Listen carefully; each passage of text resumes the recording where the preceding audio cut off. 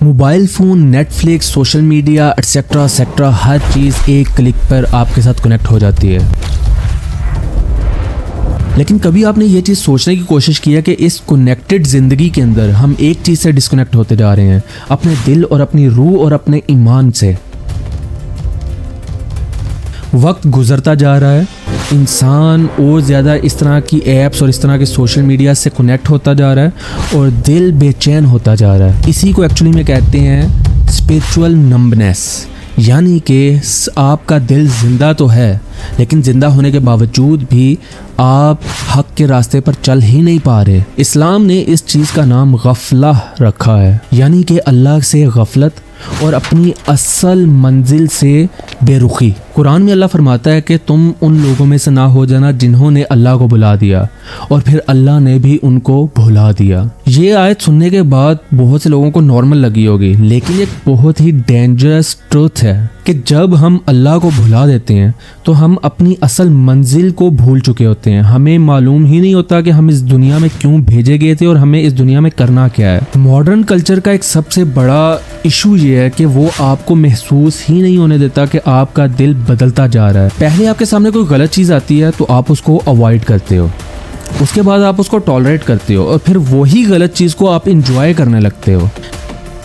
جب ایک انسان کا دل اس دنیا کے اندر لگنے لگے، انٹرٹینمنٹ ٹرینڈ اور دنیا کی ریس کے اندر انسان کا دل جب زیادہ لگنے لگے تو انسان کو سمجھ جانا چاہیے کہ اس کا کنیکشن اللہ سے ٹوٹتا جا رہا ہے. ماڈرن کلچر کا یہ پروسیس بہت ہی سلو ہوتا ہے، اس لیے انسان کو محسوس ہی نہیں ہوتا کہ وہ اپنے اصل رستے سے ہٹ کے دوسرے رستے پر چلتا جا رہا ہے. میں نے کئی دفعہ لفظ یوز کیا ماڈرن کلچر.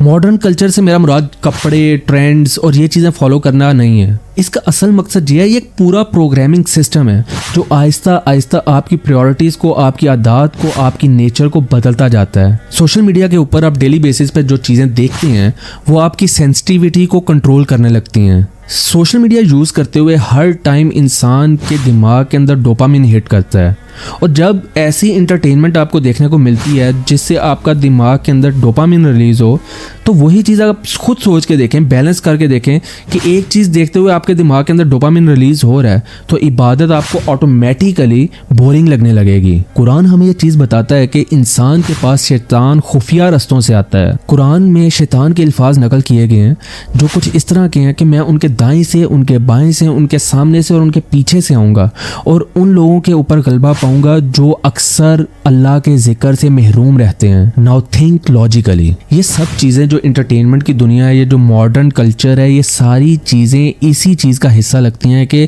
شیطان انسان کے سامنے سے، پیچھے سے، دائیں اور بائیں سے اس کو گھیرتا جا رہا ہے اور ہمیں محسوس بھی نہیں ہو رہا کہ ہم کس ٹریپ کے اندر پھنس چکے ہوئے ہیں.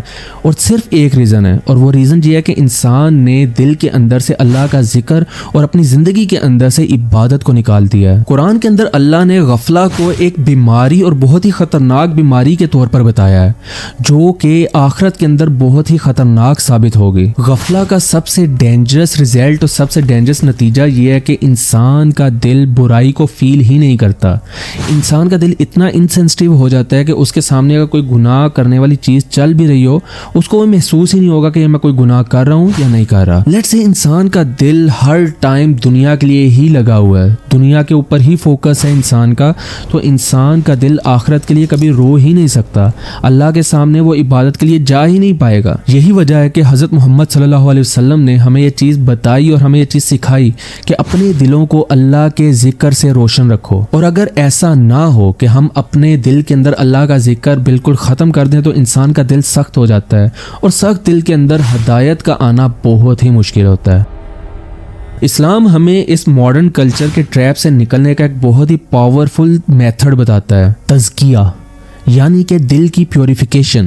قرآن میں اللہ فرماتا ہے کہ کامیاب ہوا وہ شخص جس نے اپنے نفس کو پاک کیا اور ناکام ہوا وہ شخص جس نے اس کو گندا کیا. دل کو پاک کرنے کا مطلب یہ ہے کہ اپنے دل کے اندر اللہ کی یاد کو ہمیشہ قائم رکھو، آخرت کو ہمیشہ یاد کرتے رہو اور بری چیزوں سے جتنا ہو سکتا ہے اتنا بچنا ہے. प्रैक्टिकल स्टेप्स अगर मैं कुछ बताऊं तो वो ये है कि अपना स्क्रीन टाइम कम करें, चाहे वो मोबाइल का हो या लैपटॉप का। अगर कोई वर्किंग पर्सन है जिसका मोबाइल और लैपटॉप पे काम है तो वो अपना सोशल मीडिया का लिमिटाइज कर ले। कुरान की डेली बेस पे तिलावत करना और अपने सर्कल को, अपने क्लोज सर्कल को कुछ ऐसे लोगों से फिल करना जिनका ईमान बहुत ही स्ट्रांग हो। सो आज आपके पास टाइम है कि बैठ के अपने दिल का एनालिसिस करें कि क्या आपका दिल इस दुनिया के अंदर ज़्यादा लगने लगा है, क्या आपका दिल इंटरटेनमेंट और ये सारे ट्रेंड्स और सारे सोशल मीडियाज़ के ऊपर ज़्यादा लगता है या इबादत में ज़्यादा लगता है। अगर रिजल्ट ये आए कि आपका दिल सोशल मीडिया और इंटरटेनमेंट की चीज़ों पे ज़्यादा अच्छे से फोकस रहता है तो इसका मतलब कि आपको अपने दिल के ऊपर, आपके ऊपर काम करने की ज़रूरत है। और अपने आप को और अपने दिल को बेहतर करने का सबसे बेहतरीन हल एक ही है, अल्लाह का ज़िक्र। सब्सक्राइब।